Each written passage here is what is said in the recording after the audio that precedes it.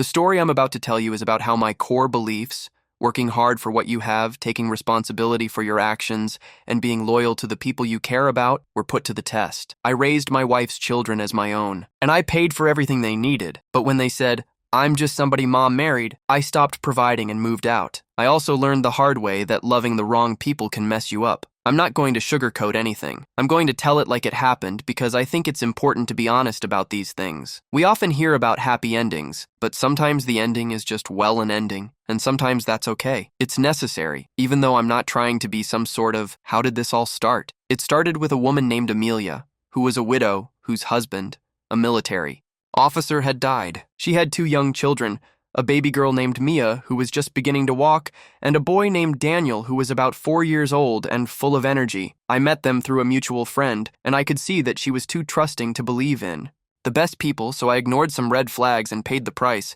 but I also learned a lot. It was immediately apparent that Amelia was having difficulties. It wasn't just that she was depressed, though she was, but that she was also completely worn out. I mean, she was worn out, as evidenced by the dark circles under her eyes and the way she carried herself. She appeared to be running on fumes, and it wasn't just exhausted tiredness, it was a deep, bone-weary kind of exhaustion that comes from bearing the weight of the world on your shoulders. I didn't intervene because I felt obligated or anything similar. It wasn't some sort of knight in shining armor complex. I just saw her struggling and wanted to help. I wanted to make things a little bit easier for her and those kids. I felt a sincere desire to give them some stability and support in their lives, so I started by helping out with small things like watching the kids so she could take a nap and running errands. But it soon grew to the point where I wanted to be a father figure to those their father had passed away, and I felt that I could take over his role, not to replace him, of course, but to provide them with the love and support that every child deserves. I suppose you could say that I was contrasting my values, hard work, responsibility, loyalty, and love, with the circumstances they were in. I wanted to give them what their father was unable to provide, not because I had to, but because I genuinely wanted to. It felt right, like the beginning of something positive, something genuine, and for a long time it was good. I put significant effort into it. I worked long hours to make sure those kids had everything they needed, including a nice home, a good school, nice clothes, and plenty of food on the table. I prioritized their needs over my own.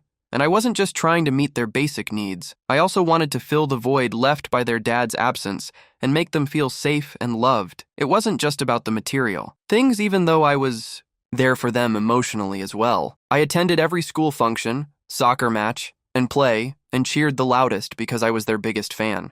I planned birthday celebrations, family vacations, and all the dad stuff, and they said they loved me back. They called me Dad, not just Thomas, but Dad. And you know what? I truly believed it. I felt like the luckiest man alive because I thought I had created this true loving family. To be honest, I was too preoccupied with creating this ideal image to notice the cracks that were beginning to appear. Looking back, I can see that I was building on a foundation that wasn't as strong as I had believed, but at the time, I was committed to making this work and being the best father figure I could be. I put everything I had into it, and for a while, it seemed to be paying off. We had our routines, our traditions, and the first indications of trouble were minor, almost inconsequential remarks made by the children. A little backtalk, and an occasional roll of the eyes. Nothing significant, nothing you wouldn't expect from children growing up, so I dismissed it, telling myself it was just normal teenage stuff, a phase they were going through, and I didn't want to see it as anything more than that.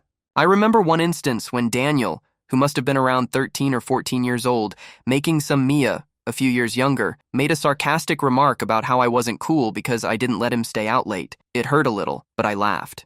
It often told myself that they were just pushing boundaries and testing limits like all teenagers do. As the kids grew older, the disrespect became more obvious. Daniel, by the time he was 17, was a full-blown teenager, and he began ignoring curfews, rejecting any advice I gave, and acting like he was, I suppose it was typical teenage rebellion, but there was a meanness to it that I couldn't ignore. Mia, who was about 14 at the time, began imitating her brother's behavior. She would roll her eyes at me, disregard my instructions, and brush off any concerns I voiced. They put up a united front against me, making it obvious that they didn't respect my authority or me in general. It was as if they were banding together to test how far they could irritate me. But what aggravated me was Amelia's response, or rather, her lack of response. She would not step in.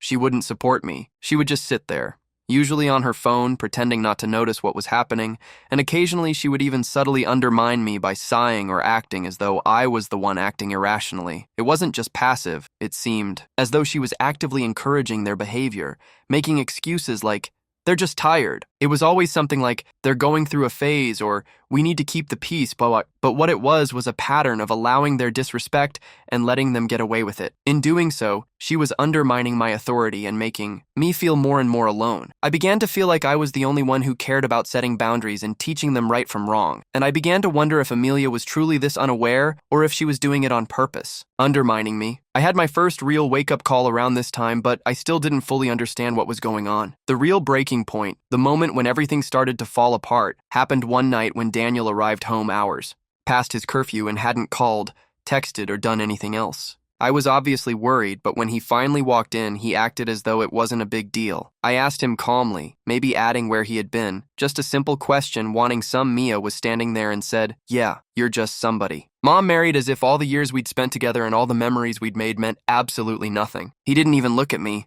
He just said, "Relax, I'm not a kid." There was no apology, no explanation, just a dismissive brush off. Then he said, "You're not my real dad. Stop acting like you own me." It was like a kick to the gut. The worst part was that Amelia didn't say a word and just stood there silently, her son's silence being the ultimate betrayal. It confirmed everything I had been beginning to suspect, that I was nothing more than a convenience to them, a provider, someone to take care of the things their real dad couldn't. It was the defining moment when I realized that the family I thought I had built was a lie. It wasn't just the disrespect, the way she said it as if I were some sort of servant whose only job it was to clean up after them, highlighted my outsider status, and reduced me to nothing more than a servant. Long after that first incident, which had happened again, this time it was MIA. She had made a mess in the kitchen, and I asked her to clean it up. It was simple enough, right? Basic responsibility. But instead of doing it, she just looked at me and said, "Why don't you do it? It's your house, isn't it?" It was an intentional attempt to make me feel small by making me a cleaner and a provider. Then, as if on cue, Daniel added again saying, "You're not even our real dad." It seemed like they were using me as a tag team to make sure I understood my place, or rather my lack thereof, in their lives. However, this time, Amelia's response was what made the difference. Instead of yelling or becoming upset, she simply looked at me casually without even looking up from her phone and said, "They have a point, Thomas. Perhaps you should back off." That was the last time I realized it was over. Amelia's explicit agreement with the kids, rather than just the disrespect, was what made it clear that she was supporting them against me, the person who had spent years of his life taking care of them. It wasn't a moment of rage or even hurt. Rather, it was a moment of realization that I was done, that there was no turning back, that this wasn't a family. It was a sham, and I was finally prepared to leave. It was a quiet realization and a peaceful acceptance of the fact that I was no longer struggling to hold on to something that wasn't real. I was ready to let go, so I did something I never would have thought to do. I stopped giving, stopped caring, and stopped trying. This wasn't an impulsive decision. Rather, it was a conscious choice. I simply withdrew, stopped giving them rides, allowances, protection, advice, and concern, and let them face the consequences of their actions. Actions were entirely different from how I had been for years. I had always supported them no matter what, and now that I was gone, it hurt. I won't lie. It went against every instinct I had. I had put so much of myself into this family, and it was extremely painful to just leave, but I knew it was necessary. I had to protect myself. I knew it wouldn't be easy. I knew they would react and try to push back, but I was ready for that. I had reached my limit.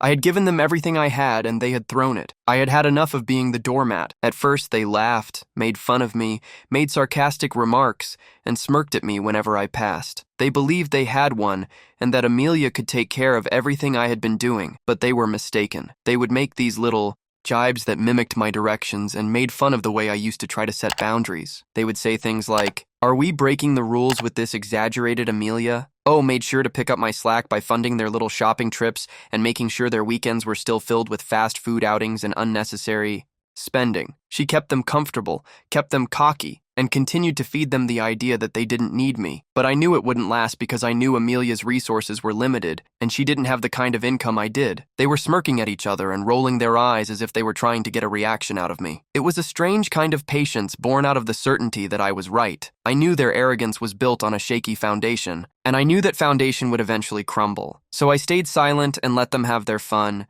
giving them the impression that they were getting away with it. I knew the reality check was coming, so I didn't engage, argue, or react.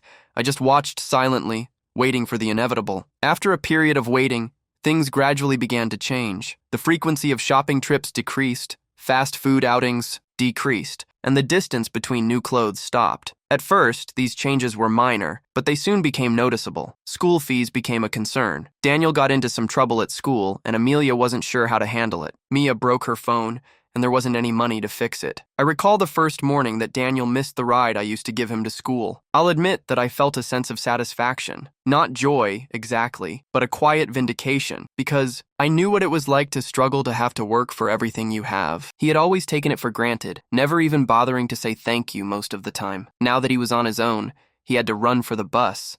And from what I heard, he barely made it, huffing and puffing and completely out of breath. They, on the other hand, had always had everything handed to them when I was young and had to work hard to make ends meet. I didn't say anything, of course, but I just watched. I heard Mia complain to Amelia that her broken phone wouldn't be magically fixed, and I heard her make ever flimsier excuses about how she was running out of money, and realizing that she couldn't provide everything I had, that Amelia finally acknowledged in a barely audible voice that she didn't have the money at that moment. It was a small admission, but it was a significant one, as it was the first time she had publicly acknowledged the limitations of her resources. It was the beginning of the end of their denial, and as the reality of their situation began to sink in, Mia had a complete meltdown the same day, complaining about how unfair it was that she couldn't get her phone fixed. It wasn't long after the phone incident that Amelia finally confronted me. She was furious and, of course, accused me of being childish for ignoring my responsibilities. That word stuck with me, because they had been dependent on me, the person they had so easily dismissed and disrespected. The free ride was over, and they were finally beginning to feel the bumps in the road. It was a harsh awakening, but a necessary one. Showed how she genuinely saw me not as a father figure or a partner, but as someone who had responsibilities to fulfill as a provider and a walking ATM. She continued to blame me for everything that went wrong, accusing me of being selfish, abandoning them, and not acting like a man. She attempted to make me feel bad and make me feel like the bad guy, but it was all projection. Of course, she was projecting her failures onto me, so I let her vent and let her get it all out. When she finally stopped to catch her breath, I asked her a straightforward question. Why had she never stood up for me? Why had she always supported the kids, even when they were acting disrespectfully? When the truth finally surfaced, she sneered, sneered, and said, "Because I agree with them, Thomas. You were never really their father." It was like a slap in the face, but it was also a confirmation of everything I had. However, she went one step further and acknowledged that she had asked the kids not to let me control them. "I told them not to let you control them." She said, "I raised them alone before you and I can do it again." That was the real kicker. It wasn't just passive behavior. It was intentional, long-term undermining. She had actively encouraged their disrespect and poisoned their minds against me. Daniel and Mia were standing in the hallway, watching the entire event with their arms crossed. Smug little. Despite the pain and betrayal, I felt a sense of relief, because the charade was over. I had my answer. There was no room for doubt. And I knew without a shadow of a doubt that I had made the right decision. Their expressions gave the impression that they were enjoying the show, and I thought, this is it? This is who they are? Not the sweet, innocent children I had tried to love and care for, but spoiled, entitled brats made possible by their manipulative mother. The kids, driven by Amelia's rage and their sense of entitlement, began acting out even more after I made the right decision to leave the truth. It began with little things, like my personal belongings going missing or some of my important work. Files disappearing from my computer. I began to suspect that they were playing tricks on me, but I had no evidence, so it got worse, until one morning I discovered my car keyed and had a deep, long scratch. Running down the side, I realized I had to take action. I installed security cameras covertly throughout the house and inside, not even telling Amelia. I did this to get evidence, and a few days later, I caught Daniel and Mia on camera laughing, while tearing up my clothes and destroying them with scissors. This was a purposeful act of vandalism, and I didn't confront them, yell, or scream. I just remained silent and recorded everything. As I was quietly getting ready to leave, I knew I needed to protect myself, not just emotionally, but legally. As well, I knew this was going to get ugly, and I wanted to be ready, so I was gathering the ammunition I would need to fight back if it came to that. I took pictures of the damage, collected all the threatening texts they had sent me, and documented all the evidence of their growing hostility. It was a sad and pitiful situation, but I was. The next step was to see a lawyer. I explained the situation and showed him all the evidence I had gathered, and he listened patiently, nodding occasionally. When I was done, he assured me that I had a strong case, and we discussed divorce. Given the growing animosity of the children, he even suggested a restraining order. I was determined to handle it with as much dignity and composure as I could muster. I was not going to stoop to their level,